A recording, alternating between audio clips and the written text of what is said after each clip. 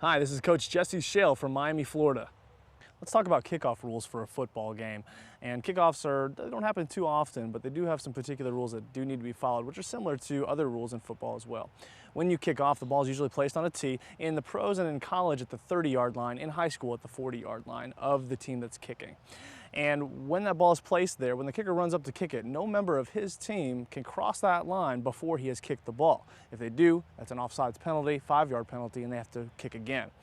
It's similar to the receiving team as well. The receiving team has to be 10 yards off the ball, and they cannot cross that line until the ball has been kicked.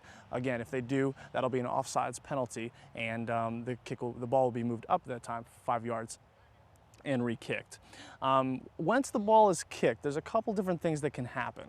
When the ball is kicked in play, and the ball rolls out of bounds without anybody from the receiving team touching it, then the receiving team has the option to either take the ball where it went out of bounds, or they can make the other team, or they can take the ball from 30 yards from where the ball was kicked. So if the ball was kicked at the 30-yard line, they could take it at their own 40-yard line, if that makes sense. So that's if it gets kicked in play.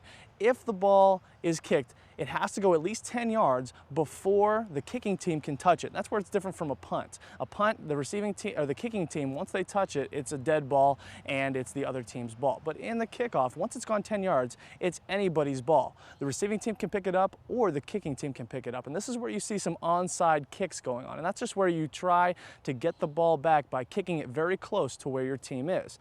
You've just scored a touchdown or you've just kicked a field goal and you want the ball back because you need to score. You're running out of time.